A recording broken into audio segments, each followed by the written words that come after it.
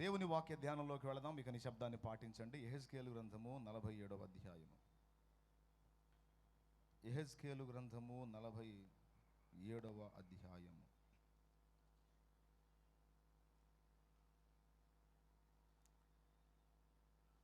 మొదటి వచనం నుంచి చకచక చదవాలి. అతడు మందిరపు గుమ్మమునకు నన్ను తోడుకొని వచ్చెను. మందిరము తూర్పు ముఖముగా ఉండెను. నేను చూడగా మందిరపు గడప క్రింద నుండి నీళ్లు ఉబికి తూర్పుగా పారుచుండెను. ఆ నీళ్లు బలిపీఠమునకు దక్షిణముగా మందిరపు కుడి ప్రక్కను క్రింద నుండి పారుచుండెను. పిమ్మట ఆయన ఉత్తరపు గుమ్మపు మార్గముగా నన్ను నడిపించి చుట్టూ త్రిప్పి తూర్పునకు పోవు దారిని బయట గుమ్మమునకు తోడుకొని వచ్చెను. నేను చూడగా అచ్చట గుమ్మపు కుడి ప్రక్కను నీళ్లు ఊపికి పారుచుండెను. ఆ మనుష్యుడు కొలనూలు చేత పట్టుకొని తూర్పు మార్గమున బయలు వెళ్లి 1000 మూరలు కొలిచి ఆ నీళ్లు గుండా నన్ను నడిపింపగా నీళ్లు చీలమండ లోతులుండెను. ఆయన మరి 1000 మూరలు కొలిచి నీళ్ల గుండా నన్ను నడిపింపగా నీళ్లు మోకాళ్ల లోతుండెను. ఇంకా ఆయన 1000 మూరలు కొలిచి నీళ్ల గుండా నన్ను నడిపింపగా నీళ్లు మొలలోతులుండెను. ఆయన ఇంకను 1000 మూరలు కొలువగా నీళ్లు మిక్కిలి లోతై నేను దాటలేనంతగా నది కనబడెను. దాట వీలు లేకుండా ఈదవలసినంత నీరు గల నది ఆయను. అప్పుడు ఆయన నాతో ఇట్లనెను, నరపుత్రుడా, నీవు చూచితివి గదా అని చెప్పి నన్ను మరలా నది ఇద్దరికి తోడుకొని వచ్చెను. నేను తిరిగి రాగా నది తీరమున ఇరుప్రక్కల చెట్లు విస్తారముగా కనబడెను. నదీ తీరమున ఇరుప్రక్కల చెట్లు విస్తారముగా కనబడెను. అప్పుడు ఆయన నాతో ఇట్లనెను, ఈ నీళ్లు ఊపికి తూర్పుగా నున్న ప్రదేశమునకు పారి అరబాలోనికి దిగి సముద్రములో పడును. అప్పుడు సముద్రపు నీళ్లు మంచి నీళ్లు అగును. సముద్రములో ఇది పడును, అప్పుడు సముద్రపు నీళ్లు మంచి నీళ్లగును. వడిగా పారు ఈ నది వచ్చు చోట్లనెల్లా జలచరములన్నీయు బ్రతుకును. వడిగా పారు ఈ నది వచ్చు చోట్లనెల్లా జలచరములన్నీయు బ్రతుకును. ఈ నీళ్లు అక్కడికి వచ్చుట వలన ఆ నీరు మంచి నీళ్లు వగును గనుక చేపలు బహు విస్తారములగును. ఈ నది ఎక్కడికి పారునో అక్కడ సమస్తమును బ్రతుకును. ఒకసారి గట్టిగా చప్పట్లు కొట్టి దేవుని మహింపరుద్దాం. ఈ నది ఎక్కడికి పారునో అక్కడ సమస్తము ఏమగును? బ్రతుకును. చిన్న మాట ప్రార్థన చేద్దాం. పరిశుద్ధుడైన మా తండ్రి, ప్రేమ స్వరూపిక దేవా, వందనాలు. చదవబడినటువంటి వాక్య భాగంలో నుంచి మా అందరికి కూడా కావలసిన ఆత్మీయ పాఠాన్ని బోధించండి. మా మనోనేత్రాలు వెలిగించండి. నీ దాసుడు అన్ని విషయములలో బలహీనుడు, క్షమించు. నీ రక్తముతో బాగుగా కడిగి పరిశుద్ధపరిచి నీ దాసుని మరుగు చేసి నీవే కనబడి నీ బిడ్డలందరితో మాట్లాడి మహిమ పొందమని యేసుక్రీస్తు గొప్ప నామములో ప్రార్థించి స్తుతించి వేడుచున్నాం తండ్రి. ఆమేన్. నేను చదివించినటువంటి ఈ వచనంలో ఒక నది బయలుదేరింది. ఈ నది రకరకాల కొలతలతో ప్రవహించింది. నిన్న సొలొమోన్ అన్న దీని గురించి కొంచెం మాట్లాడారు, పాట పాడారు, గుర్తుందా? మోకాళ్ళ కొలత సరిపోదయ్యా, పాదాల కొలత సరికాదయ్యా, ఈతల మునిగి లేవాలయ్యా, తేలి తేలి ఆడాలయ్యా, రండయ్యా బోధకుడా, రండయ్యా బోధకుడా, ఎండని జీవ నదిలాగా, ఎండని జీవ నదిలాగా, జీవజలమా ఆత్మనాథుడా, ఎండని నదిలాగా రమ్ము బోధక, జీవజలమా ఆత్మనాథుడా, ఎండని నదిలాగా రమ్ము బోధక, రండయ్యా బోధకుడా, రండయ్యా.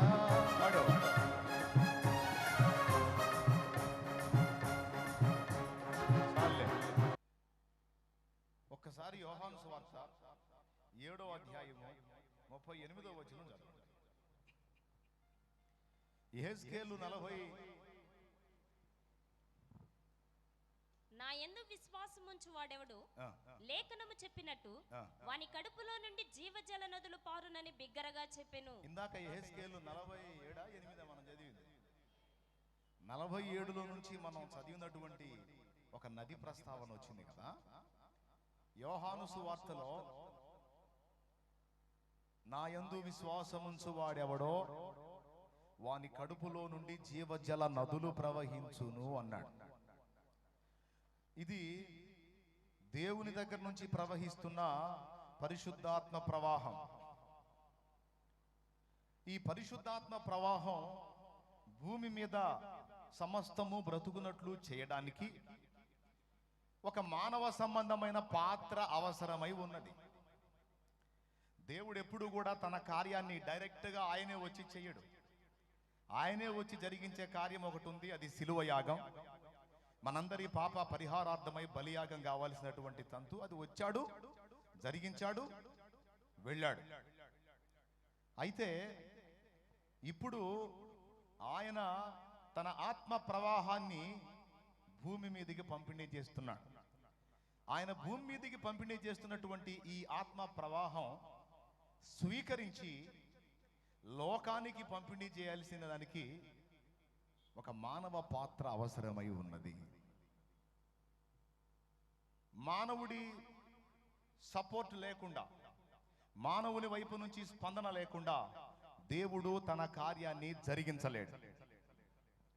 భూమి మీద దయ్యము దాని పని చేయాలన్నా, దేవుడు తన పని చేయాలన్నా మానవ సపోర్ట్ అనేది తప్పనిసరి. చాలామంది సైతాన్ నన్ను శోధించాడన్నా, సైతాన్ నన్ను బలహీనపరిచాడన్నా, సైతాన్ నన్ను వేధించాడన్నా, సైతాను నన్ను అట్లా చేశాడన్నా అని చెప్తారు. నేను చెబుతున్నా, అలా చెప్పిన వాళ్ళ మీద నేను దేవుని ప్రేమను బట్టి కనికరపడినా అలా పదే పదే చెబితే కోపగించుకొని ఒక మాట అడుగుతా, ఆపుతావా ఆ మాట అంట. ఏందన్నా అంటే, సైతాను శోధించాడు, సైతాన్ నన్ను అట్ట చేశాడని చెప్పని నువ్వు అంటున్నావు కదా. అసలు సైతాన్ వచ్చి నీ కాళ్ళు చేతులు పట్టుకొని కట్టేసి తీసుకెళ్ళి బార్ షాపులో కూర్చోబెట్టి నీ నోరు పట్టుకొని ఓపెన్ చేసి పోసాడా? సైతాన్ వచ్చి తీసుకొని కాళ్ళు చేతులు కట్టేసి తీసుకెళ్ళి నిన్ను పాపం చేయమన్నాడా? రేయ్ చేయకపోతే నీ గొంతు కోస్తా అన్నాడా? మరి ఎందుకు వాడిని అడ్డం పెట్టా? వాస్తవమే, జరిగిన చెడు కార్యం వాడి వల్లనే జరిగింది. అయితే పూర్తిగా వాడి వల్ల కాదు, సగం నీ వల్ల కూడా జరిగింది. దాన్ని ఒప్పుకో. అన్నా ఇంట్లోకి కుక్క వచ్చిందన్నా, ఉన్న అన్నం అంతా తినిపోయిందన్నా. మాయదారి కుక్క, పనికి మాలిన కుక్క, అంతా తినిపోయిందన్నా. వాస్తవమే. తలుపులు ఎందుకు తెరిచావు? అది నా ప్రశ్న. ఇల్లుని ఉన్నప్పుడు దానికి తలుపు ఒకటి ఉంటుంది కదా, తలుపులు ఎందుకు తెరిచావు? నువ్వు తలుపులు పట్టించుకోవాలా. కుక్క ప్రవేశించడానికి అనువుగా మార్గం సరళ పరిస్తే అప్పుడు వచ్చి దాని కార్యం జరిగించింది. సైతాను మనల్ని పాపంలోనికి నెట్టాలన్నా, మనల్ని ఇబ్బంది పెట్టాలన్నా మన వైపు నుంచి సపోర్టు వాడికి అవసరం. అందుకే ఫస్ట్ ఏం చేస్తాడో తెలుసా? వాడు మన దగ్గరకు వచ్చి పాపము కొరకు మనల్ని ప్రేరేపిస్తాడు, మనకు పిచ్చి పిచ్చి ఆలోచనలు పుట్టిస్తాడు. వాడి ఆలోచనలతో మనం ఏకీభవించి ఈ ఆలోచన ఓకే నేను సంతకం పెడుతున్నాను అని నువ్వు అన్నప్పుడు అప్పుడు లైన్లోకి దిగుతాడు వాడు. అర్థమైందా?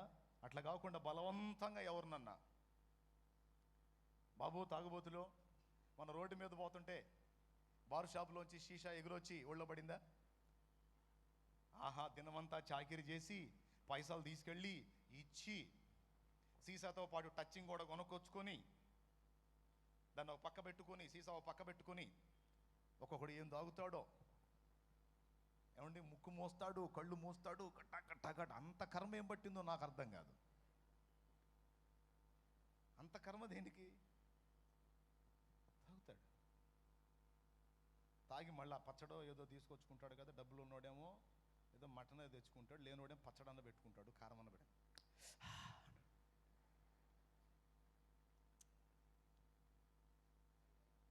అంతే, మనం పోయి డబ్బులు పెట్టి ఇచ్చి కొని తెచ్చుకున్నాం, కానీ దానంతటా అది మనకి రాదు.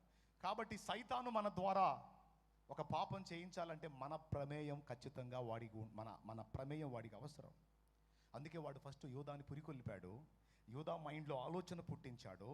యూదా ఆలోచనతో ఏకీభవించి సంతకం పెట్టగానే, ఆ మొక్క పుచ్చుకోగానే వాడు యూదాలోకి ప్రవేశించాడు అని రాస్తుంది. సైతాను ఫస్ట్ ప్రేరేపిస్తాడు, ప్రేరణకు లొంగితే ప్రవేశిస్తాడు. డైరెక్ట్గా వాడు మనలో ప్రవేశించడానికి ఛాన్సెస్ లేవు, ఆ ఛాన్స్ దేవుడు ఇవ్వలా. ఒక సైతాను విషయమే కాదు, దేవుని పరిశుద్ధాత్మ కూడా మన ద్వారా క్రియేట్ చేయాలంటే ఖచ్చితంగా మనం ఆయనకి తలుపులు తెరవవలసి ఉన్నది. మనకై మనం స్పందించకుండా పరిశుద్ధాత్మ మనల్ని ఉపయోగించుకోలేడు. ఇది ప్రాముఖ్యమైన విషయం. ఎంతమందికి అర్థమైంది ఈ మాట? దయ్యం మనల్ని వాడుకోవాలన్నా, దేవుడు మనల్ని వాడుకోవాలన్నా ఎవరి స్పందన కావాలో? ముఖ్యంగా ఒక పాయింట్ గుర్తుపెట్టండి, పరలోకం భూలోకాన్ని లీడ్ చేస్తుందా, భూలోకం పరలోకాన్ని లీడ్ చేస్తుందా? కొంచెం చెప్పండి నాకు, కాస్త తెలివిగల్లోళ్ళు. పరలోకాన్ని భూలోకం లీడ్ చేస్తుందా, కమాండ్ చేస్తుందా, లేకపోతే భూలోకాన్ని పరలోకం కమాండ్ చేస్తుందా? శభాష్ తమ్ముడు, దేన్ని బట్టి చెప్తారా మాట? భూలోకమే కమాండ్ చేస్తుంది పరలోకాన్ని అన్నారు. అది వచనం. భూమి మీద మీరు వేటిని బంధింతురో పరలోకములు అవి బంధింపబడును అన్నాడు. దేవుడు కార్యం పైనుంచి కిందికి చేసుకొని రావటంలా కింద నుంచి పైకి చేసుకుంటూ వెళుతున్నాడు. అది ఆయన స్పెషల్.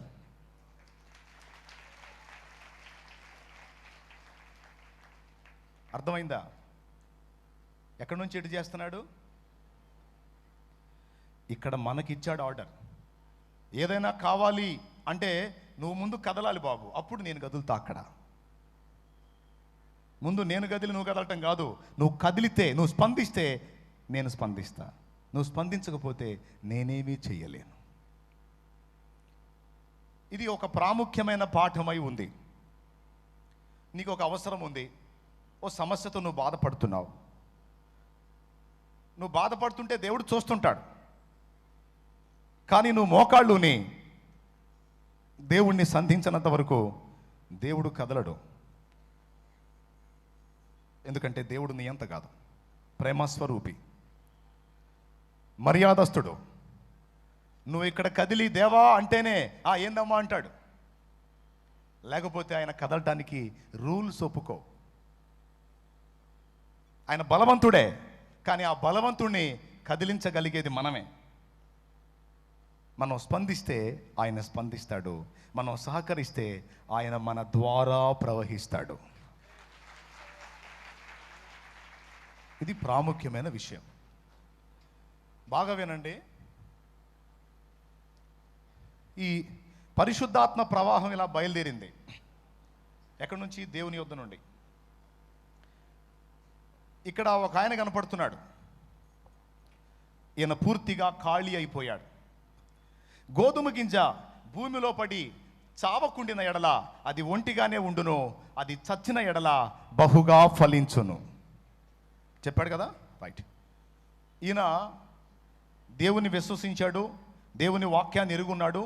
తను వాక్యానుసారంగా తన దేహాన్ని సజీవ యాగంగా దేవునికి అప్పగించి తన చిత్తాన్ని సిలువ వేసి దేవుని చిత్తానికి తాను అప్పగించుకొని ఇక తన స్వయం విషయంలో ఖాళీ అయిపోయాడు. ఈయన మీకు కనబడుతున్న ఆ ఫస్ట్ వ్యక్తి ఖాళీ అయిపోయాడు. ఖాళీ అయిపోయాడు కాబట్టే అతనిలో నుంచి ప్రవాహం సమృద్ధిగా లోకానికి ప్రసరించింది. అనేక మంది ఈ ప్రవాహం చేత సంధించబడ్డారు, మృతస్థితి నుంచి సజీవుల లెక్కలోకి వచ్చారు, అనేక మంది బ్రతికింపబడ్డారు.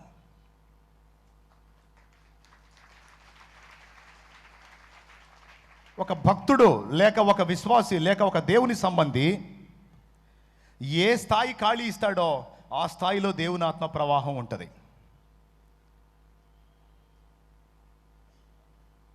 పౌలు అనుభవం తీసుకుంటే నేనైతే చనిపోతిని అన్నాడు పౌలు.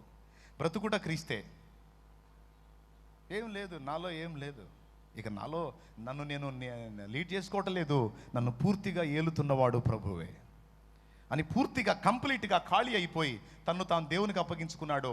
మీకు తెలుసా, బైబిల్ గ్రంథం మొత్తంలో ఎక్కువ పుస్తకాలు ఉన్న వ్యక్తి పౌలు, ఎక్కువగా దేవుని ప్రత్యక్షతలు పొందిన వ్యక్తి కూడా పౌలే.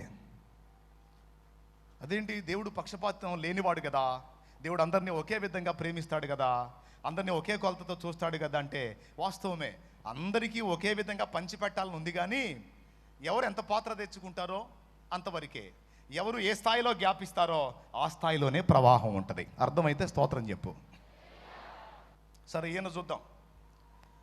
ఈయన కొంచెం మంచోడు, ఏదో కొద్దిగా లోకానుసారత కలిగి ఉన్నాడు, కానీ కొంచెం ఈయనంత ఇవ్వకపోయినా కొంచెం ఇచ్చాడు, కొంచెం పర్లా. ఇందులో నుంచి ఆత్మ ప్రవాహం జరిగింది, కొంతమంది బ్రతికించబడ్డారు. ఈయన దాదాపు 2 భాగాలు పూర్తిగా ప్యాక్ చేసుకొని కొంచెం సంధించాడు, అందులో నుంచి కొంచెం ప్రవహించి కొంతమంది బ్రతికించబడ్డారు. ఇది పైన ఉన్నాడు చూడండి, సూపర్ హీరో, మొత్తం అసలు అంతా క్లోజ్ చేసుకొని, దేవా నన్ను నింపు, నీ ప్రవాహం దయచేయి అంటున్నాడు. దేవుడు అంటున్నాడు, ఎప్పుడో బయలుదేరింది ప్రవాహం, నువ్వు తలుపు తీరా అంటున్నాడు. నో, అది మాత్రం అడక్కో. పూర్తిగా ప్యాక్ చేసుకున్నాడు, లోకానుసారతతో నింపుకున్నాడు, తన స్వయంతో నింపుకున్నాడు. దేవుని ప్రవాహం ఇతని దగ్గరకు వచ్చింది, ఇతను క్లోజ్ చేసి ఉన్నాడు. ఏ మాత్రం, ఇంత మాత్రం సంధివలా, ఇంత సంధివలా, ఇంత సంధివలా, పూర్తిగా ప్యాక్ అయి ఉన్నాడు కనుక ప్రవాహం ఏం చేసిందో తెలుసా, ఈయన దగ్గరకు వచ్చి ఈయన అడ్డు తగిలేసరికి వెనక్కి వెళ్ళిపోలా. పరిశుద్ధాత్మ మహానదైతే మన ఉపనదులం. Praise the lord. పరిశుద్ధాత్మ మహానదైతే మన ఉపనదులం. ఆయన అక్కడి నుంచి ప్రవహించి మన లోగుండా లోకాన్ని తడపవలసి ఉన్నది. ఇది రూల్. కాబట్టి మనం ఏ స్థాయిలో ఆయనకు అవకాశం ఇస్తామో ఆ స్థాయిలోనే ఆయన కార్యం చేయగలుగుతాడు. పూర్తిగా ఖాళీ కాగలిగితే మనలో నుంచే ప్రవహిస్తాడు. ఒకవేళ మనం ఇలా అడ్డు పెట్టుకొని కూర్చుంటే మనల్ని తాకుతాడు, కానీ లోపలికి జీవజలం ప్రవేశించనీయనందున మన ప్రక్కగా వెళ్ళి ఆల్రెడీ ఖాళీ అయిపోయిన వానికి ఆ ప్రవాహం కూడా లభిస్తుంది. కలిగిన వానికి ఇయ్యబడును, లేని వానికి వాని యొద్ద ఉన్నది కూడా తీసివేయబడును అన్న వచనం ఇక్కడ నెరవేరింది. నది మళ్ళా వెనక్కి పోదు. ప్రభునందు ప్రియులారా, తరతరాలుగా ప్రవహిస్తూ వచ్చింది. ఆ ప్రవాహంలో డేవిడ్ బ్రైనార్డ్ ఉన్నాడు, డిఎల్ మూడీ ఉన్నాడు, జాన్ నాక్స్ ఉన్నాడు, డేవిడ్ లివింగ్స్టన్ ఉన్నాడు, మార్టిన్ లూథర్ ఉన్నాడు. మహాభక్తులందరినీ నింపుకుంటూ వాళ్ళలో నుంచి ప్రవహిస్తా ప్రవహిస్తా నది దాటి వచ్చింది ఇక్కడికి. ఇప్పటి తరంలో ఉన్నది ఎవరో తెలుసా? నువ్వే. ఇప్పటి తరంలో ఉన్నది నువ్వే, నేనే, మనమే. ఆయనకి కోఆపరేట్ చేస్తే మనం చెయ్యాలి, లేకపోతే ఎక్కడ చేస్తారో ఎవడు చేస్తాడో అటు తిరుగుతాడు. ప్రవాహం అయితే వెనక్కి పోదు. అంతేకాకుండా పౌలు ఉంటే బాగుండేది, పేతురు ఉంటే బాగుండేది, మార్టిన్ లూథర్ ఉంటే బాగుండేది, డిఎల్ మూడీ ఉంటే బాగుండేది, విలియం కేరీ ఉంటే బాగుండేదని పరిశుద్ధాత్మ ప్రవాహం మళ్ళా వెనక్కి వెళ్ళి వాళ్ళని తీసుకొని రాదు.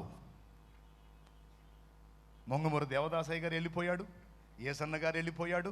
ఒక మాట చెప్పనా, చచ్చిన సింహం కంటే బ్రతికున్న కుక్క మేలు కదా అన్నాడు ప్రసంగిలో. ఏమన్నా అర్థమైందా? ఏమన్నాడు? చచ్చిన సింహం కంటే,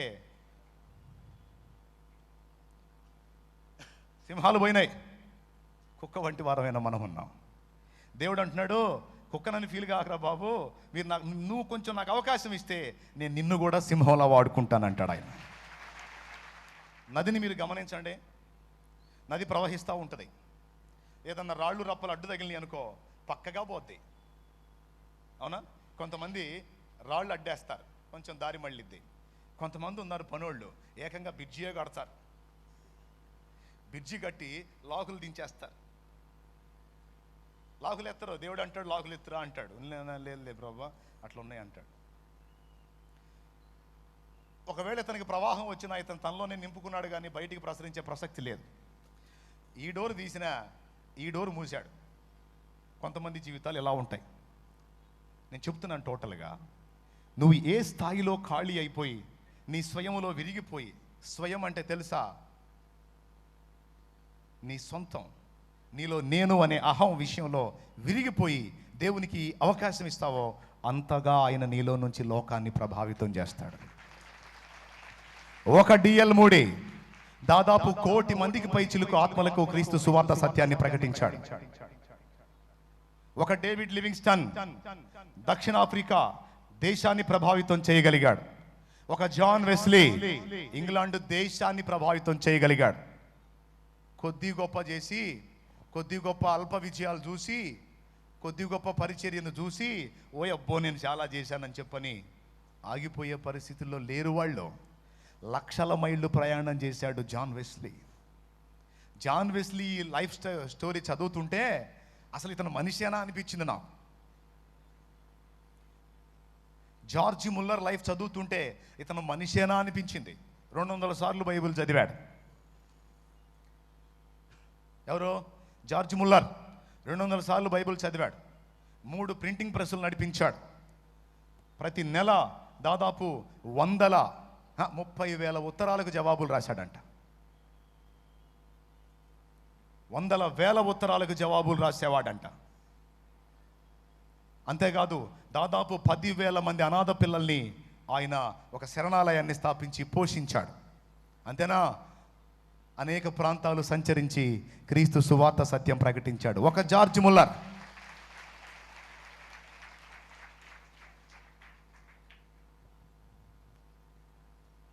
ఉత్తరాల సంఖ్య గుర్తులేదు, వేలాది ఉత్తరాలకు ప్రతి నెల జవాబులు రాసేవాడంట. అసలు ఆ ఖాళీ ఎక్కడ దొరికింది? ఇతను ఎప్పుడు తిన్నాడు, ఎప్పుడు నిద్రపోయాడు, ఎప్పుడు ప్రార్థించాడు అని ఆశ్చర్యం నాకు. కానీ ఇక వేరేదేం పట్టించుకోవాల, పూర్తిగా దేవుని కార్యాభివృద్ధి యందు ఆసక్తి చూపి దాని మీదనే తన ఆలోచన మొత్తాన్ని డిపెండ్ చేశాడు. అందుకే పోయి చాలా కాలం అయింది, కానీ ఇప్పటికీ సజీవుడిగా ఉండి మనతో మాట్లాడుతున్నాడు George Muller.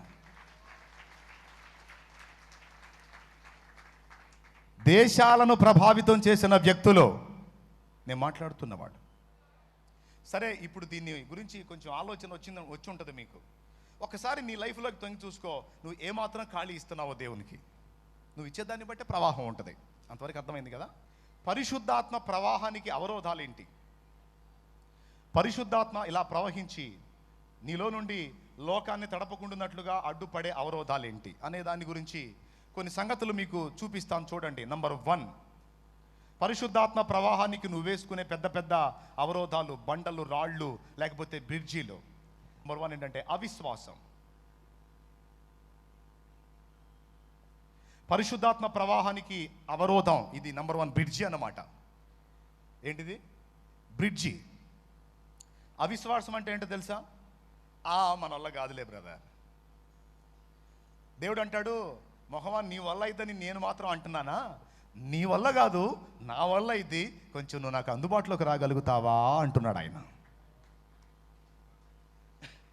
Praise the Lord. దేవుడు ఎవరిని వాడుకుంటాడండి?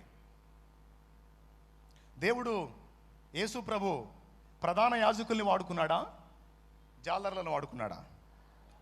పెద్దగా చెప్పాలి. జ్ఞానం విషయంలోకి వచ్చేటప్పటికి ప్రధాన యాజకుల దగ్గర ఎక్కువ ఉంటుందా దైవిక జ్ఞానం, జాలరుల దగ్గర ఉంటుందా? చేపలు ఎక్కడ దొరుకుతాయో ఆ జ్ఞానం జాలరుల దగ్గర ఉంటుంది. వలెట్టేయాలో ఆ జ్ఞానం జాలరుల దగ్గర ఉంటుంది. ఏ జామున చేపలు ఏ దిక్కుకు వస్తాయో ఆ జ్ఞానం జాలర్లకు ఉంటుంది. అవునా? ఈత ఎట్టగొట్టాలో, ఎంత లెక్క ఎలా కొట్టి ఎలా ఊపిరి పీల్చుకోవాలో ఈ జ్ఞానం జాలర్ల దగ్గర ఉంటుంది. అంతేగాని ధర్మశాస్త్ర సంబంధమైనటువంటి ఉపదేశం, దైవిక జ్ఞానం అనేది యాజకుల దగ్గర ఉంటుంది. కానీ యేసయ్య ఎవరిని వాడుకున్నాడో తెలుసా? దైవిక జ్ఞానంతో నింపబడినటువంటి ప్రధాన యాజకులను మరొకరినో వాడుకోలేదు, కానీ జాలర్లనే వాడుకున్నాడు. కారణం ఏంటో తెలుసా? సింపుల్. వాళ్ళని వాడుకోకుండా వీళ్ళని వాడుకోవటానికి కారణం ఏంటో ఎవరైనా చెప్తారా? వాళ్ళు లోబడ్డారు, వీళ్ళు లోబడలేదంట.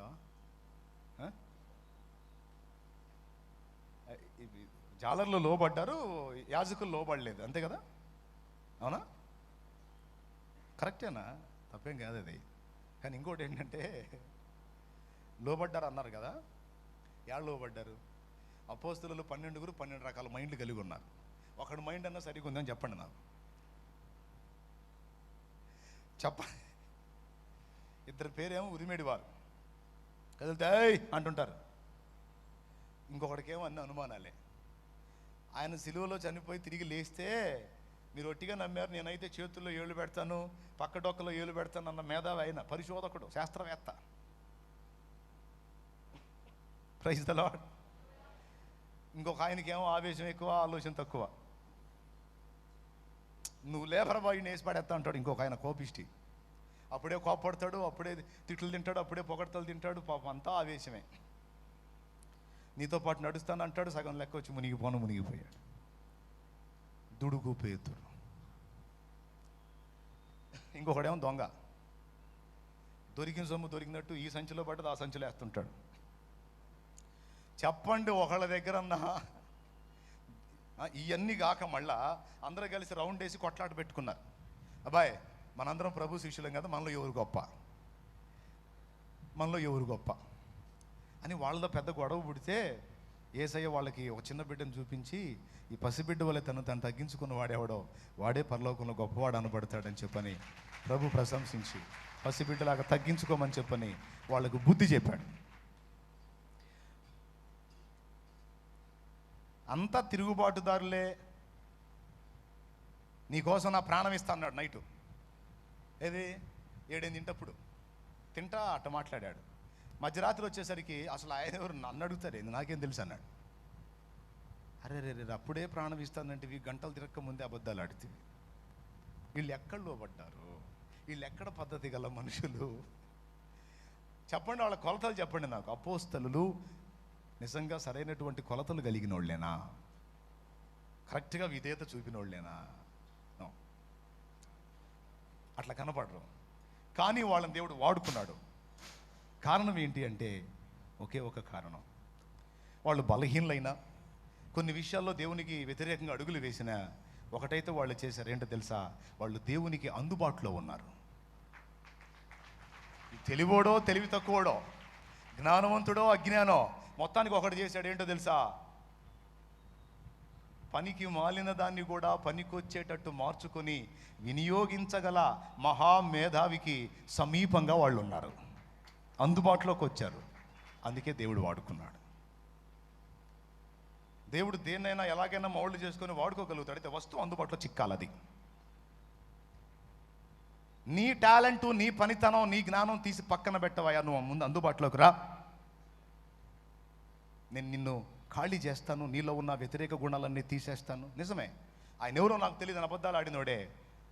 నన్ను మామూలుగా కాదు, తలక్రిందులుగా సిలువ వేయండి అనే స్థాయికి యేసయ్య తెచ్చాడు. ఎవరిని? సీమోన్ పేతుర్ని. కొంతమంది అంటారు, లేదులే ప్రభా, నీకు పనికొచ్చేవాడిని కాదులే నాయన, మరి అంతా నాకు లేదు ప్రభా, ఏమనుకోవద్దు నాయన అని చెప్పని దేవుడు వారిని వాడుకోవటానికి ప్రయత్నించిన వారి అవిశ్వాసం చేత ఇలా అడ్డుబండ పెట్టేస్తారు. నువ్వు అవిశ్వాసం చూపించావని ప్రవాహం నీ దగ్గర నుంచి వెనక్కి పోదు. విశ్వాసం గలవాడు ఎవడో వాడి వైపుకు తిరిగిద్ది. దేవునికి స్తోత్రం కలుగునుగాక. వెనక్కి పోదు. మళ్ళా ఏ సన్నం తేలేం, మళ్ళా డిఎల్ మూడింది తేలేం.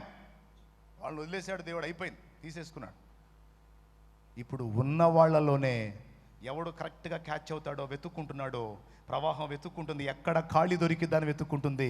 ఎక్కడ ఖాళీ దొరికితే ఆ ఖాళీలో పడి ప్రవహించడానికి రెడీగా ఉంది. గట్టిగా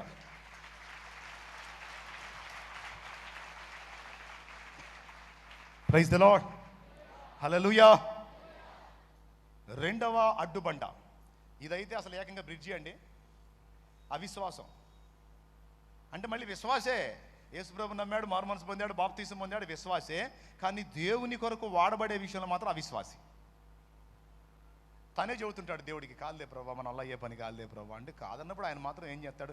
కాదు లేదా అని అంటాడా? చూస్తాడు 2-3 సార్లు, ఏమైనా ట్రై చేయనా అని. లేదు ప్రభావ మన వల్ల ఏ పని కాదంటే, సరే సావు అక్కడని చెప్పని ఇంకొకటి చూసుకుంటాడు. రెండవది అతి పశ్చాత్తాపం.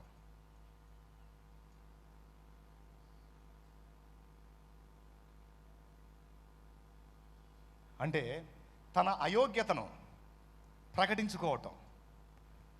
వీళ్ళ దగ్గర దీనత్వంలా కనపడింది, కానీ నాకు తెలిసి అది ఒక రోగం. ఇప్పుడు ఏదన్నా మన వల్ల కొన్ని దేవునికి అవిధేయమైన కార్యాలు జరిగినాయి అనుకో, ప్రార్థన చేశావు, కన్నీరు విడిచావు, పశ్చాత్తాపడ్డావు, దేవుడు క్షమించాడు. తప్పిపోయిన కుమారుడు తిరిగి వచ్చాడండి. తిరిగి వచ్చి ఏం రిహార్సల్ వేసుకొని వచ్చాడు?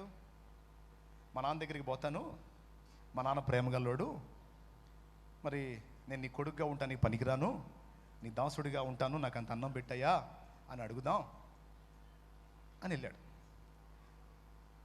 ఎప్పుడైతే తండ్రి వైపుకి వెళ్ళాడో, పూర్తిగా తండ్రి ఇల్లు చేరకముందే తండ్రే భవంతి దిగి కొడుకు దగ్గరకు పరిగెత్తి వాని మెడ మీద పడి ముద్దు పెట్టాడట.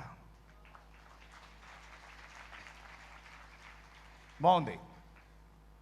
చండాలంగా పోవటమేమో తండ్రి దగ్గర నుంచి సూపర్గా పోయాడు, రావటమేమో చండాలంగా వచ్చాడు. తల మాసిపోయింది, గడ్డం పెరిగిపోయింది, జుట్టు చీలికలు అదే వస్త్రాలు చీలిక పెరిగలు అయిపోయినాయి, కాళ్ళకి చెప్పులు లేవు, తలకు నూనె లేదు, చాలా దారుణంగా అయిపోయాడు. వెంటనే తండ్రి ఏమంటున్నాడు తెలుసా? వీని వస్త్రాలు మార్చండి అన్నాడు.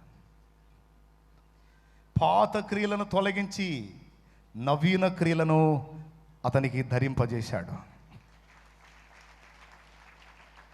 ఇతని తలకు నూనె పెట్టండి అన్నాడు.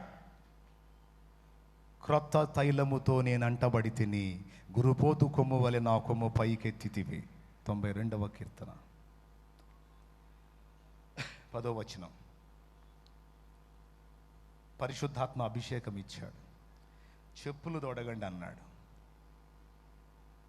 నూతన నడతలో ఇవన్నీ చేసి అంతకుముందు లేనిది ఒకటి పెట్టాడు, ఉంగరం. ఇవన్నీ చేస్తుంటే కొడుకు మెల్లకుండా చేయించుకున్నాడా? ఆహాహా, నేను యోగ్యుడిని కాదు, నేను అయోగ్యుడిని, ఉంగరం వద్దు నాకు, నేను పనికిరాను, నేను తగను అన్నాడా? కొంతమందికి అతి పశ్చాత్తాపడాలి బాబు, పొరపాటు జరిగినప్పుడు పశ్చాత్తాపడాలి. కానీ ప్రభువుకి ప్రార్థన చేసి క్షమాపణ అడిగిన తర్వాత ఆయన క్షమించాడు అని కూడా నమ్మాలి. క్షమాపణ విషయంలో కానీ ప్రేమ విషయంలో కానీ డౌట్ ఉండకూడదు. అర్థమైందా? కాబట్టి అతి పశ్చాత్తాపం కలిగిన వాళ్ళు పొద్దుగూకులు ఒక ఆలోచన చేస్తూ ఉంటారు, ఏంటంటే ఆయన వాళ్ళలాగా నేను లేను, వాళ్ళలాగా నా లైఫ్ లేదు, వాళ్ళంత నీతి నా దగ్గర లేదు, వాళ్ళంత పరిశుద్ధత నా దగ్గర లేదు, వాళ్ళంత భక్తి నా దగ్గర లేదు అని ఊరికే కుంచుకుపోతూ ఉంటాడు. నేను అంటున్నాను, అది నీ ముఖం, నీ ఫీలింగ్ అది. నీతిమంతుడు లేడు, ఒకడు లేడని వాక్యం చెబుతుంటే వాళ్ళంత పరిశుద్ధుడిని కాదు, వాళ్ళంత జ్ఞానం లేదు, వాళ్ళంత టాలెంట్ లేదు, వాళ్ళంత అది లేదు, వాళ్ళంత ఇది లేదు. అసలు ఇవన్నీ ఎందుకు చెబుతున్నాను? వాడు పాపే, నువ్వు పాపే. అతడు క్రీస్తు రక్తం చేత విమోచింపబడ్డాడు, నువ్వు క్రీస్తు రక్తం చేతనే విమోచింపబడ్డావు. తేడా ఏంటి?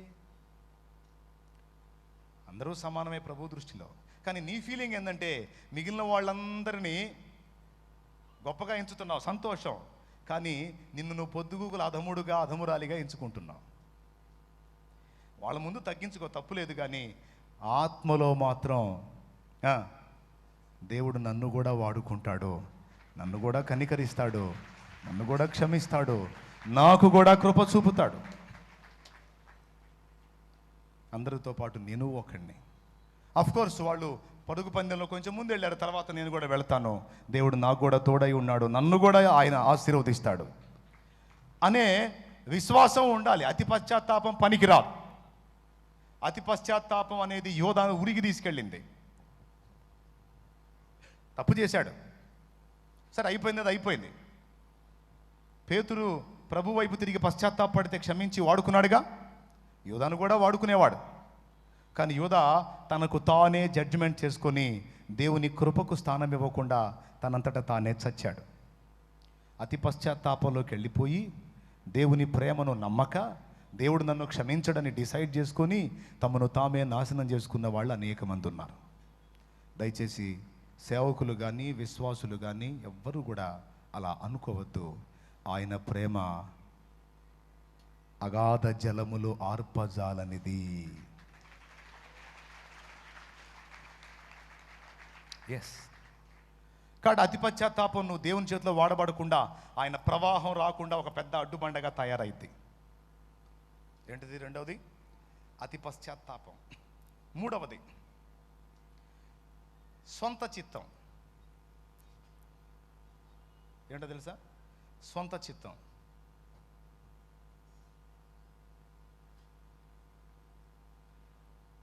ఈ సొంత చిత్తం అంటే దేవుడు ప్రవహించేటువంటి ప్రవాహాన్ని సొంతంగా లీడ్ చేయటం.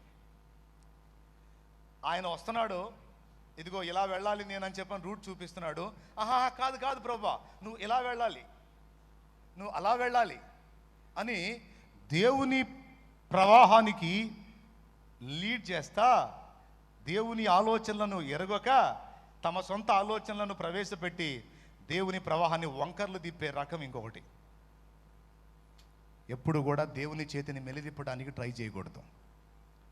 దేవుడు ఏది చెప్తున్నాడో, ఎలా వెళ్ళమంటున్నాడో ఆ ఆలోచనలను గుర్తుపట్టి దేవుని ఆలోచనలను ఎరిగి ప్రయాణం చేసేవాడు ఫలిస్తాడు. దేవుని ఆలోచనలో నీ సొంత ఆలోచనలు చూపించి నీ బుర్రకు తోచినట్టు అడుగులు వేస్తే ప్రవాహం దారి మళ్ళిద్ది. Praise the lord. ఆ దేవునికి సలహాలు, బిలాము లాంటి వ్యవహారం. ముందు రోజు చెప్పాడు వద్దని, మళ్ళీ అడుగుతాడు, సరే పో అంటాడు. ఏమైంది తెలుసు మీకు అందరికీ. కాబట్టి సొంత చిత్తాన్ని పెట్టుకొని, సొంత ఆలోచనలు పెట్టుకొని దేవుని ఆలోచనలను గుర్తుపట్టక దేవుని తలంపులను వంకర తిప్పడానికి ట్రై చేసే పిచ్చి మైండ్. వాక్యం ఉంది, మోకాళ్ళుని ప్రార్థన చేస్తే పరిశుద్ధాత్మ నడిపింపు ఉంది. వాక్యానుసారంగా పరిశుద్ధాత్మ నడిపింపును అనుసరించి నీ జీవన గమనం ఉండాలి. నీ బుర్రకు తోసినట్టుగా నువ్వు నడుచుకుంటే దేవుని కార్యం నీలో ఎలా నెరవేరుద్ది? సమయపాలన విషయంలో దేవుని నడిపింపు ఉండాలి. పరిచర్య విషయంలో దేవుని నడిపింపు ఉండాలి. సహవాస విషయంలో దేవుని నడిపింపు ఉండాలి. కుటుంబ వ్యవహారాల్లో దేవుని నడిపింపు ఉండాలి. సేవకుడైన విశ్వాసైన అందరూ కూడా దేవుని నడిపింపును అలవాటు చేసుకోవాలి. చాలా క్షేమం. Praise the lord. Bhakta Singh గారికి వైట్ హౌస్ నుంచి ఫోన్ వచ్చిందట. మిస్టర్ భక్త సింగ్, నువ్వు వైట్ హౌస్లో వాక్యం చెప్పాలి రా అని పిలిచారట. ఈయన రిప్లై ఇవ్వలేదట. చూడండి ఎక్కడి నుంచి వచ్చిందో. అగ్రరాజ్యం దగ్గర నుంచి ఆయనకు పిలుపు వస్తే రిప్లై ఇవ్వలే ఆయన. కొద్ది రోజుల తర్వాత మళ్ళా తెలియజేస్తే ఆయన మళ్ళా సమాధానం చెప్పలా. తన వాళ్ళు అడిగారట, అయ్యగారు ఎక్కడి నుంచి వచ్చిందో తెలుసా? ప్రపంచానికి అగ్రరాజ్యం అమెరికా. వైట్ హౌస్ నుంచి వచ్చింది అయ్యగారు మీకు పిలుపు అన్నారట. ఆయన నవ్వి, వైట్ హౌస్ నుంచి వచ్చింది కానీ పరలోకం నుంచి రాలేదు బాబు అన్నాడట. అంటే దేవుడు చెప్పకపోతే అది వైట్ హౌస్ కావచ్చు, వంకాయ పులుసు కావచ్చు, ఐ డోంట్ కేర్. అందుకే ప్రపంచంలో ఒక మంట రగిలించాలి. పరిశుద్ధాత్మ భాషలు మాట్లాడలా, పెటాపెటా కొట్ల కొట్టాడా? కొట్ల. సైలెంట్ బాంబు అన్నమాట. ప్రపంచవ్యాప్తంగా సంఘాలు స్థాపించగలిగాడు ఆ మహనీయుడు.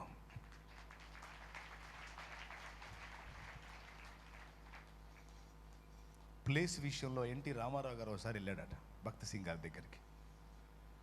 గోల్కొండ చౌరస్తాలో కదా హెబ్రోను ప్రాంగణం, అంతేనన్నయ్య? రామారావు గారు వెళ్ళారట. వెళ్ళి బయట కూర్చోబెట్టాడు. ప్రార్థన గదిలో ఉన్నాడు ఆయన. ప్రార్థన గదిలోంచి బయట రాలా. నేను వచ్చానని చెప్పండి అన్నాడంటే ఈయన.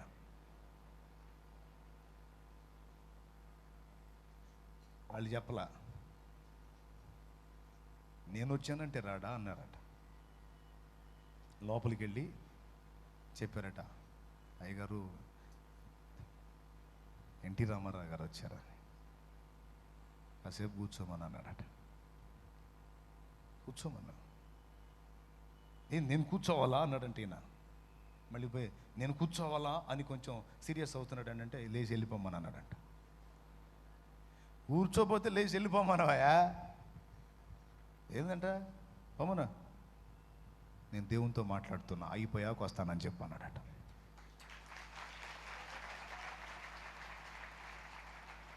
Praise the lord.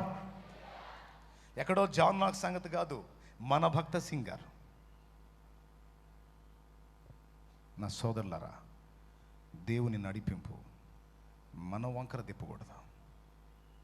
దేవుని చిత్తం ఏదైతే ఉందో దాన్ని గుర్తుపట్టాలి.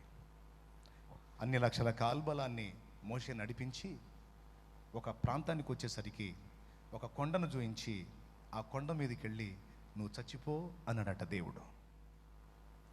నువ్వు ఫలానా దగ్గరికి వెళ్ళి చచ్చిపో బాబు అంటే చచ్చిపోయాడట. మనకు చెబితే చేస్తామా?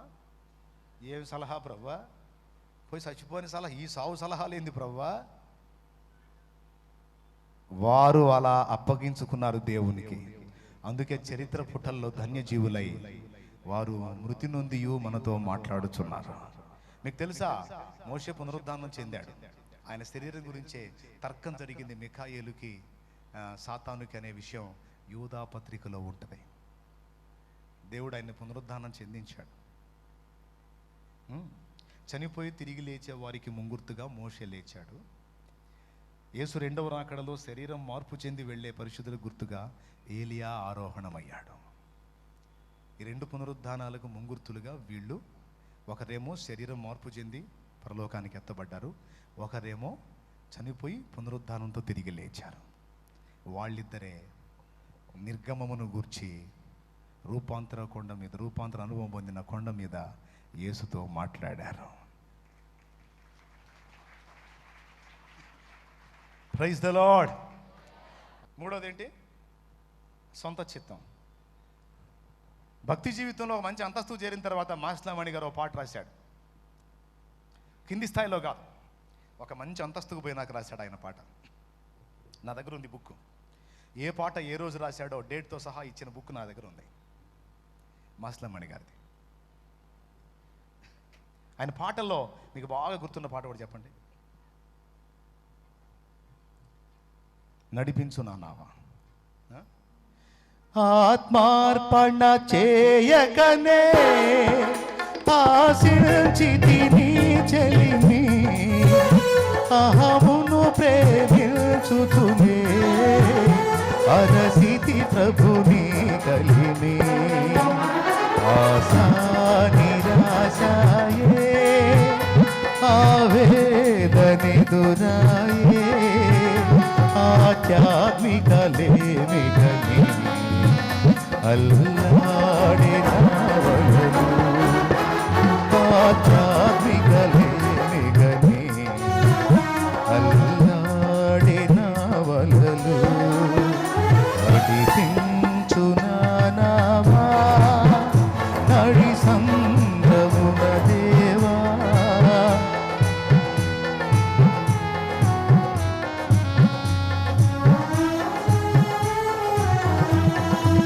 Praise the lord.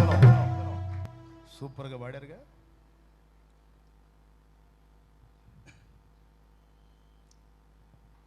అహమును ప్రేమించుచునే అంటే సొంతాన్ని, స్వయాన్ని కలిగి ఉంటూనే ఆశించితి, ఆత్మార్పణ చేయకయే ఆశించితి నీ చెలిమి, అహమును ప్రేమించుచునే అరసితి ప్రభు నీ కలిమి. చెలిమి అంటారు ఏంది? అహం లోపల పెట్టుకొని స్వయం చచ్చిపోకుండా, స్వయం విరిగిపోకుండా నీ దగ్గర నుంచి పొందాలని ఆశించానయ్యా, కానీ యహమే నీ దగ్గర నుంచి నేను పొందకుండా అవరోధంగా ఉందని గుర్తుపట్టలేకపోయానయ్యా. నాకు అర్థమైంది ప్రభువా, ఇంక వదిలేస్తున్నానయ్యా అన్నాడు.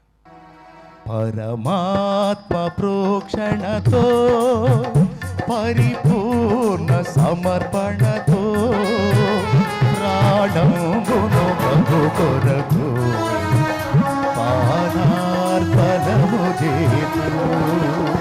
పరమాత్మ ప్రోక్షణతో పరిపూర్ణ సమర్పణతో ప్రాణంబును ప్రభు కొరకు పానార్పణము చేతు.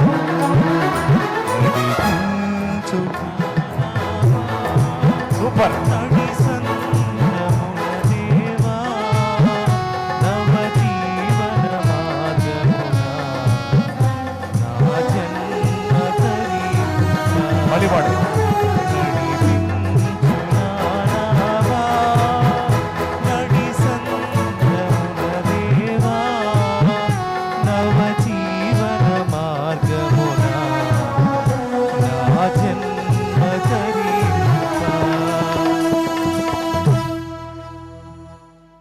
ఏలియా మీద నుంచి పరిశుద్ధాత్మ ప్రవాహం ఎవరి మీదకి వచ్చింది?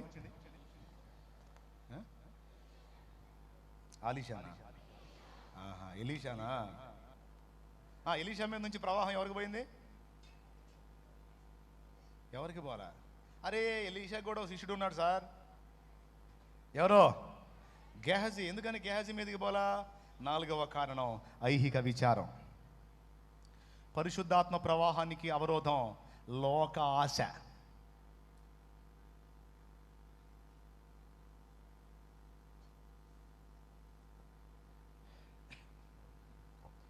ఒకవేళ నన్ను దేవుడు పనికి పిలిచినప్పుడు నేను అప్పులు తీర్చుకోవాలి, పైసలు సంపాదించాలి, ప్లేస్ కొనాలి, ఇల్లు కట్టాలి, పిల్లలకి బాగా మంచి చదువు చదివించాలి, నా భార్యకు పువ్వుల్లో పెట్టి చూసుకోవాలి ఎక్కడ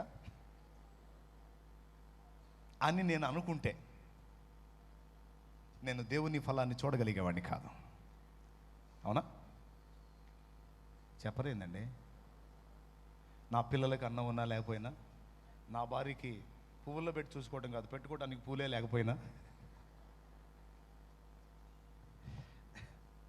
ఇల్లు లేకపోయినా, తిండి లేకపోయినా, నేను ఆయన పరిచర్య చేయటం ఆయన చిత్తం, నేను తప్పకుండా చేస్తా.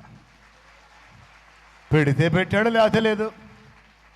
పిలిచింది నిజం, ఏర్పరిచింది నిజం, కృపనిచ్చింది నిజం. ఇంకా నేను ఆలోచన చేయకూడదు. ఐహిక విచారాల్ని పట్టించుకోలేదు. పిల్లల్ని గవర్నమెంట్ బడిలో చేర్చాం. అన్నానికి లేని రోజుని చూశా. ప్లాట్ఫారం మీద బట్టలు 40 రూపాయలు పెట్టి చొక్కా, 70 రూపాయలు పెట్టి ప్యాంటు, సెకండ్ హ్యాండ్ వస్త్రాలు కొనుక్కొని తొడుక్కున్నా. సాల్మన్ అన్న చర్చికి అందరూ చక్కగా మంచి బట్టలు వేసుకొని వెళ్తూ ఉంటే నేను చర్చి మొత్తంలో నంబర్ 1 మురికోళ్ళలాగా ఉండేవాడిని. శుభ్రంగా ఉన్నంత వరకు శుభ్రంగా ఉండాలి, కానీ నా దగ్గర ఒక న్యూ డ్రెస్ కొనేదానికి డబ్బు లేదు. ప్లాట్ఫామ్ మీద అమ్మేటువంటి బట్టలు అవి తెల్లయ్యే, వెతుక్కొని అవి కొనుక్కొని 40 రూపాయలు చొక్కా, 70 రూపాయలు ప్యాంట్ కొనుక్కొని శుభ్రంగా వెళ్ళాలి అని అలా వెళ్ళా. దేవుని పరిచర్యలోకి వచ్చిన తర్వాత స్టార్టింగ్లో రకరకాల అనుభవాలు రుచించాడు. సెగ తగిలితేనే కదా, అగ్ని పడితేనే కదా నకిలీ గోల్డా మంచి గోల్డా తేలేది. అగ్ని తగిలితే అదిగో నా ఆరంభం. అది దేవునికి స్తోత్రం కలుగునుగాక. హల్లెలూయా. ఆ పాక, ఆ పరిచర్య రకరకాలుగా అగ్ని తగిలింది. ఆ వేసుకున్న బట్టలు ఎవరు కొనిపెట్టారో తెలుసా? అదిగో ఆయన కొనిపెట్టాడు, అక్కడ ఉన్నాడు. అటు నుంచి ఆ స్పీకర్ దగ్గర నుంచి రెండో వ్యక్తి ఇస్సాక్ అన్న, ఆయన ఇప్పించాడు నాకు ఆ బట్టలు. మన దగ్గర లేవు సొంతం కొనుక్కునేదానికి. ఒక చిన్న సెల్ ఫోన్ ఆయన వాడుకునేది నాకు ఇచ్చాడు. ఆ కృతజ్ఞత ఈరోజు కూడా మర్చిపోలేదు నేను. దేవునికి స్తోత్రం కలిగి ఉన్నాను. నేను వేసుకున్న బట్టలు నేను కొనుక్కునే స్తోమత నాకు లేదు, అనుభవించాను. యాసిడ్ పడితే, అగ్ని పడితే బంగారం రంగు తేలిద్ది. ఒరిజినల్ గోల్డా నకిలీ గోల్డ్? నకిలీ గోల్డ్ అయితేనేమో ఆ పైన ఉన్న పోతంతా పోయి నలుపు బయటకు వచ్చింది. ఒరిజినల్ గోల్డ్ అనుకో, అగ్ని పడే కొద్దీ ఇంకా ప్రకాశిస్తూ ఉంటుంది.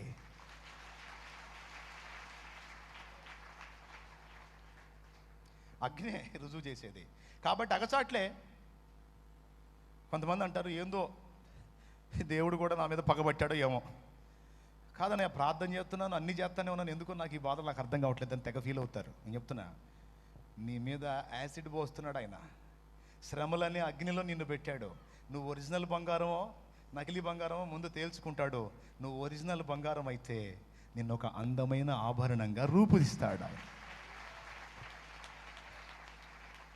అందమైన ఆభరణంగా రూపించి ఎక్కడ పెడతాడో తెలుసా? జనాల మెళ్ళల్లో, నెత్తి మీద పెడతాడు నిన్ను. కాబట్టి శ్రమలకు భయపడవాకండి. ఈ రేంజ్ కాదు, ఏ రేంజ్కైనా నన్ను శోధించు, కానీ తట్టుకొని నిలబడే శక్తి నాకు ఇవ్వమని ప్రార్థించు, అంతేగాని వెనక్కి తిరగవాకు. 5వది పిరికితనం.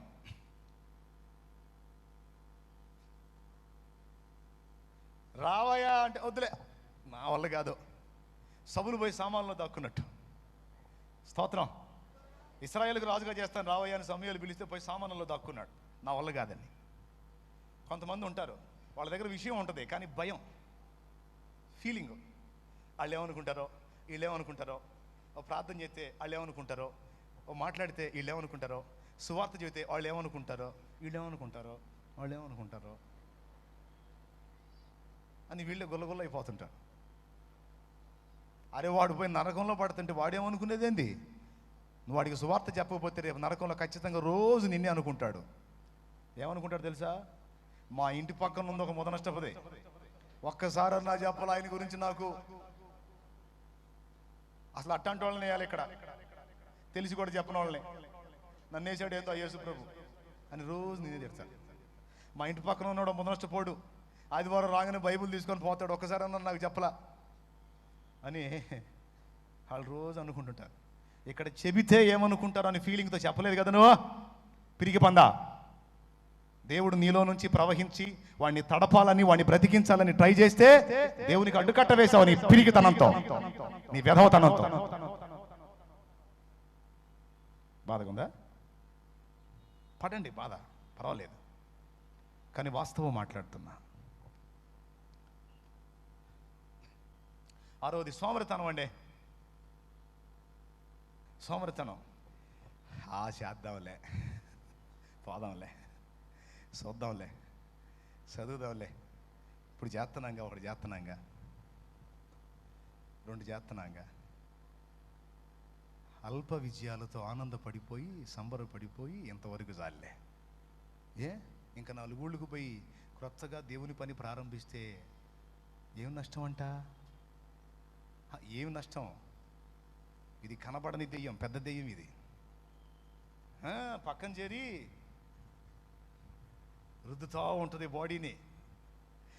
నిద్రపో, నిద్రపో, తినో, నిద్రపో, తినో, నిద్రపో, ఎయ్ మీటింగ్ ఎయ్యి, పనికి మళ్ళీ మీటింగ్ ఎయ్యి, గంటలో వాగో, అక్కడే వాగో, వాగో వాగో వాగో, తినో, నిద్రపో, వాగో, తినో, నిద్రపో, వాగో, బయటికి మాత్రం పోవద్దు.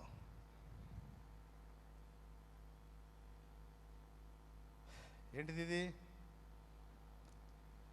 సేవకులకి వర్తిస్తుంది, విశ్వాసులకు కూడా వర్తిస్తుంది. సెలవు వచ్చింది, ఖాళీ దొరికింది, నువ్వు పనిచేసే వ్యక్తివి, ఖాళీ దొరికింది, తిని శుభ్రంగా నిద్రపోవటం కాదు, ఈ ఖాళీని నేను ఒక ఆత్మరక్షణ కోసం ఎలా వాడాలి? సోమరిగా నేను ఇంట్లో కూర్చుంటే ఎట్లా? ఆత్మను నశించిపోతుంటే ఎట్లనన్నా కానీ నేను కష్టపడి ఒక ఆత్మనన్నా ఈ ఖాళీ సమయాన్ని ఉపయోగించుకొని సంపాదించాలి, లేదా దేవుని గురించి ధ్యానించాలి. ఒక సేవకుడు అయితే 1-2 స్థలాల్లో చేసి ఆగిపోకూడదు, కొత్త ప్రాంతాలకు వ్యాపించడానికి ప్రయత్నించాలి. యేసన్న గారు ఒక మాట అన్నాడు, ఈ చేత్తో అన్నం తినే ఓపికన్నంత వరకు సువార్త చెప్పటం మానని నేను అన్నాడు.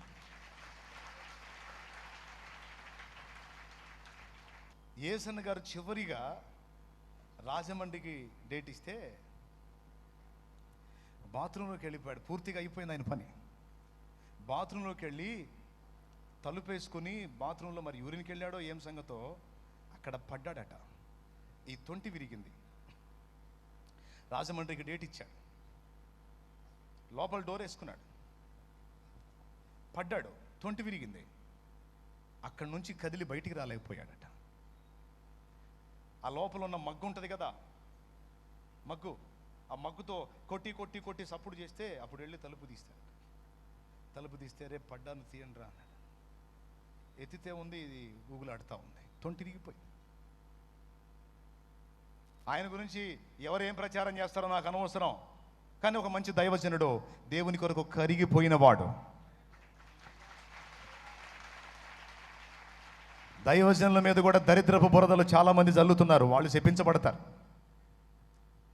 తొందరపడి దైవజనుడు ఎవరైనా సరే తొందరపడి విమర్శించడం కానీ తోలనాటం కానీ చేయకూడదు. నువ్వు గొర్రె పిల్లవైతే పచ్చని పచ్చిక బయలు వెతుక్కుంటావు, పందివైతేనేమో అశుద్ధాన్ని వెతుక్కుంటావు. మన మైండ్ సెట్ గొర్రె పిల్లలాగా ఉండాలి, పందిలాగా ఉండకూడదు. మనం పంది స్వభావం కలిగి ఉన్నాం అనుకో, ఎదుటి వాళ్ళలో తేడాలే కనపడుతుంటాయి మనకి. ఎందుకంటే పంది వెతికేది అదే కదా, ఏంటిది చెప్పండి? గొర్రెపిల్ల పచ్చిక బయలు వెతుకుతుంది.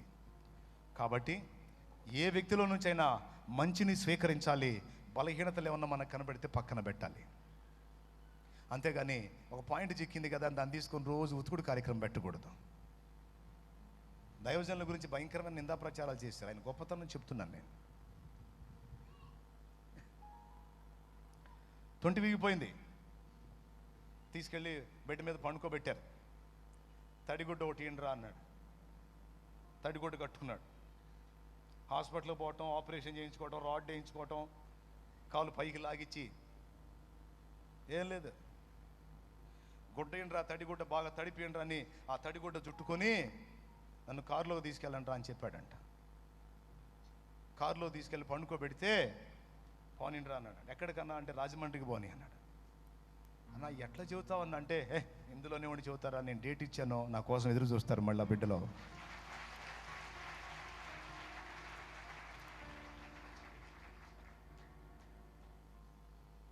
అక్కడికి పోయి కారులో ఆయన స్థితి చూసి ఆశ్చర్యపోయారంట. కారులోనే పండుకొని వాక్యం చెప్పాడు.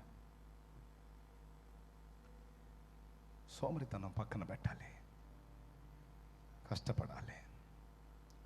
ఆత్మలు నశించిపోతున్నాయి ఒక పక్కన, మనం తినేదానికి లేదు, పండుకునేదానికి లేదు, పిచ్చాపాటి పనికి మాలిన పోసుకోలు కబుర్లు చేసుకునేదానికి లేదు.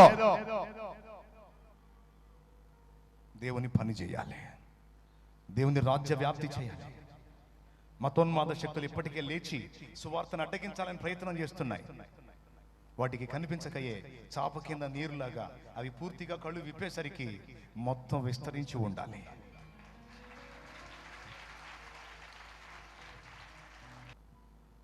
సోమరితనం ఒక దయ్యం. ప్లీజ్ దాన్ని అధిగమించడానికి ప్రయత్నం చేయండి. 6 అయినాయా? ఇదిగో 7వ చెబుతున్నాను చూడండి. 7వది 6 అయిపోయింది. 7వది, దేవుని ప్రవాహాన్ని స్వీకరించడానికి మన విజ్ఞాపన అవసరమై ఉన్నది ప్రార్థన. ప్రార్థన చేయకపోవటం, దేవుని అడక్కపోవటం. నీ పరిశుద్ధాత్మ ప్రవాహం నాలోనికి రాని, నాలో నుంచి లోకాన్ని తడపని. దేవా, నన్ను నీ ఆత్మశక్తితో నింపు, నీ ప్రభావంతో నింపు, నీ బలముతో నింపు. నేను మాట్లాడినా, నేను చూసినా, నేను తాకినా, నేను అడుగు పెట్టిన ఆ ప్రాంతాలన్నీ ప్రభావితం అగునట్లుగా నన్ను నీ పరిశుద్ధాత్మ శక్తితో నింపు, నన్ను నీ ఆత్మతో నింపు, నన్ను నీ ఆత్మతో నింపు, నన్ను నీ ఆత్మతో నింపు అని దేవుని పాదాల దగ్గర సాగిలపడి పెనుగులాడిన అనుభవం లేకపోవటం ప్రాముఖ్యమైంది. ఇది వాళ్ళతో వీళ్ళతో కూర్చొని టైంపాస్ చేసే కన్నా నేను అదే గుర్తించా. ఏకాంతానికి వెళ్ళిపోయేవాడిని. ఇప్పుడు కూడా అదే సాధన చేసుకుంటున్నా. టైంని ఎక్కడ సైతాన్ దొంగిలిస్తున్నాడో కనిపెట్టాను. స్టార్టింగ్లో విశ్వాస జీవితం నుంచి సేవకత్వంలోకి వచ్చిన తొలి దినాల్లోనే పాఠాన్ని నేర్చుకొని వెళ్ళిపోయి దేవునితో ఎక్కువ గడపటం మొదలు పెట్టుకొని ఆ ఫలితాన్ని నేను ఈరోజు చూస్తూ ఉన్నాను. అంతకు మించిన గొప్ప మార్గం ఏం లేదు. ఆయన సన్నిధిలో ఉంటే చాలు, ముఖం ప్రకాశిస్తుంది. నువ్వు మాట్లాడినా అది ప్రభావం అవుతుంది, నువ్వు తాకినా పని జరుగుతుంది. ఏం లేదు, నువ్వు చూసినా అవతల హృదయంలో పరివర్తన కలుగుతుంది.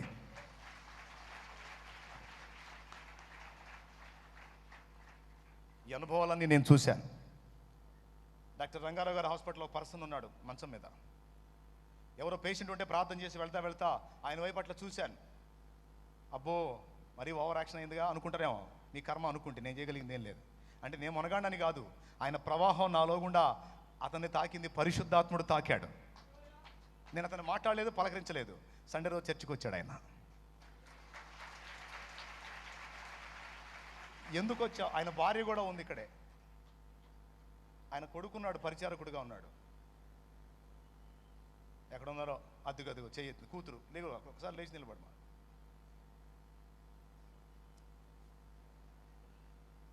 మీ నాన్నతో నేను మాట్లాడానా? తలకాయ సరిగా ఊపు. మాట్లాడానా?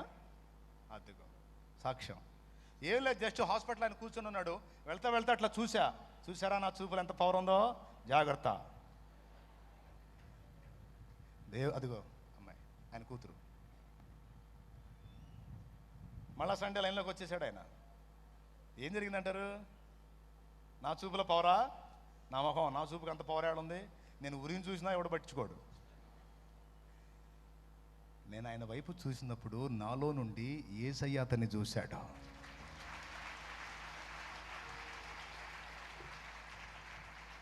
దేవునికి మహిమ. అలాంటి ప్రభావం నాకు కావాలని ప్రార్థన చేసుకున్నా. దేవుని రాజ్యం మాటలతో కాదు, చిలక పలుకులు లాంటి ప్రసంగాలతో కాదు, పరిశుద్ధాత్మ శక్తితో ఉంది దేవుని రాజ్యం. ఒట్టిగా ఉంటే అట్ట వస్తుంది. పడి ఏడ్చి ఆ ప్రభావంతో నింపబడితే ఏదైనా సాధించగలుగుతాం. ప్లీజ్ అర్థం చేసుకోండి. 8వది, ప్రవాహాన్ని స్వీకరించి విడుదల చేయకపోవటం, అంటే వాక్యాన్ని ప్రకటించకపోవటం. స్వీకరించటం, ప్రకటించటం కూడా ఉండాలి. వాక్కు విడుదల చేయకపోవటం.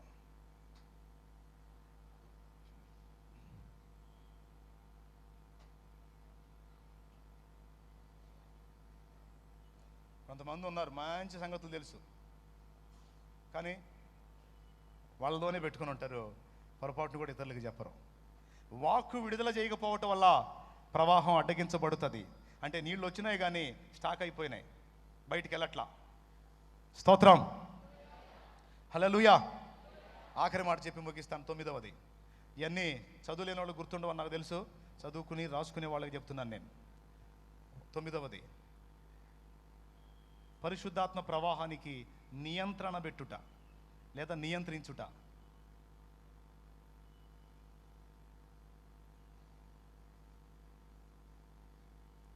అంటే ఏంటో తెలుసా? ఇదంతా పైప్ అనుకుందాం. ప్రవాహం ఇలా వస్తుంది, నన్ను రాణిస్తావా అని. కాదు, మన వాళ్ళు ఏం చేస్తారు తెలుసా? దీన్ని ఇలా చేస్తారు.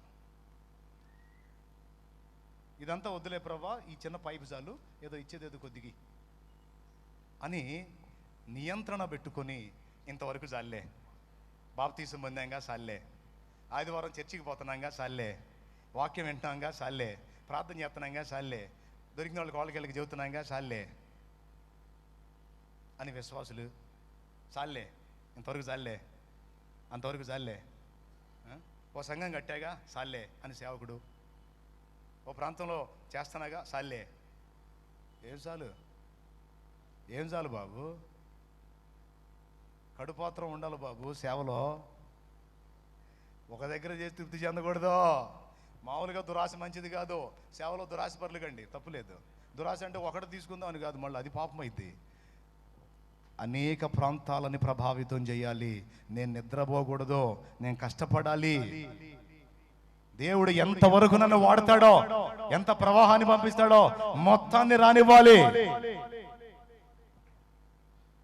నియంత్రణ పెట్టకూడదు. మంచి చదవర్లు మీరు.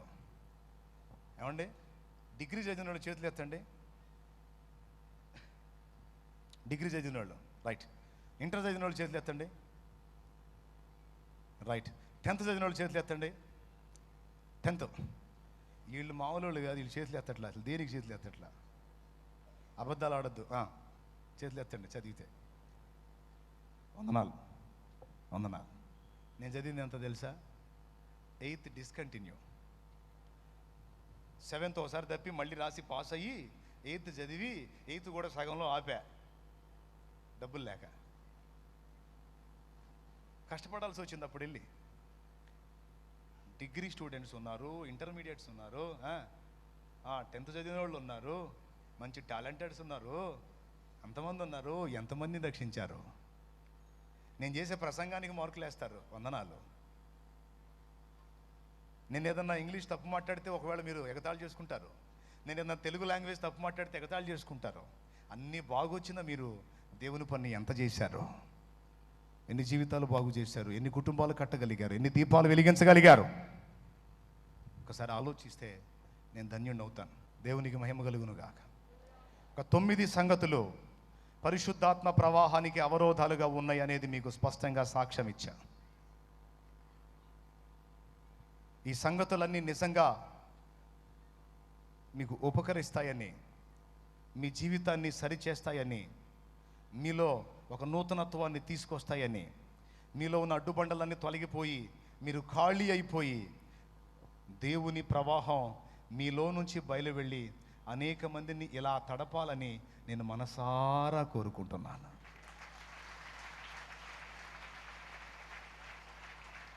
నేను చేస్తున్నాను అని చెయ్యనోళ్ళని తృణీకరించట్లా, తప్పు, అది పాపమైంది.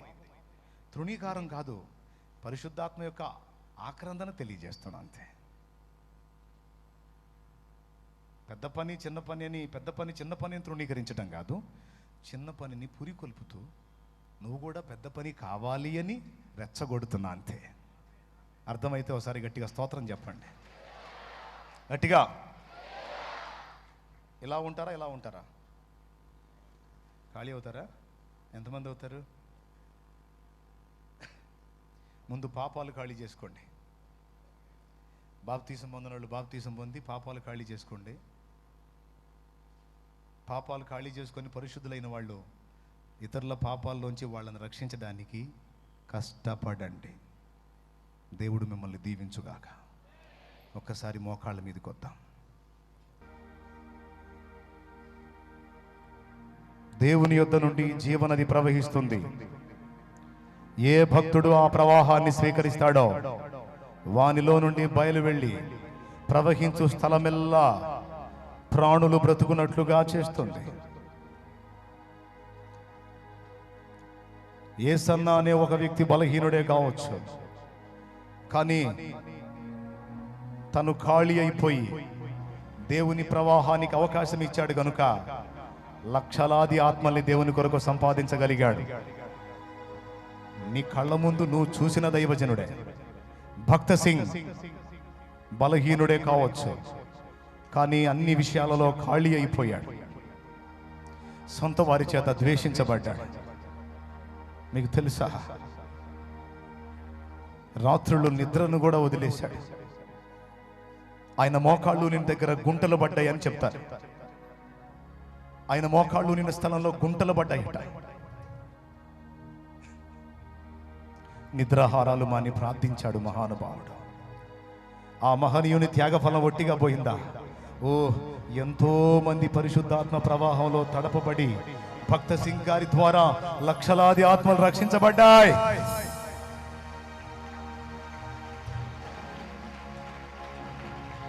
మన తరములో వాడే, మనం ఎరిగిన వాడే. దేవుడు అంటున్నాడు, సింహాలు చచ్చిపోయాయి, సింహాలు మహిమలోకి వచ్చాయి, ఇప్పుడు నువ్వే ఉన్నావు. నా కుమారుడా, నీతోనే మాట్లాడుతున్నాను, నీతోనే. నాకేమొచ్చు, నాకేం తెలుసు, నా వల్ల ఏమైతే అనుకుంటున్నా సోదరుడా, నీతోనే మాట్లాడుతున్నాడు దేవుడు.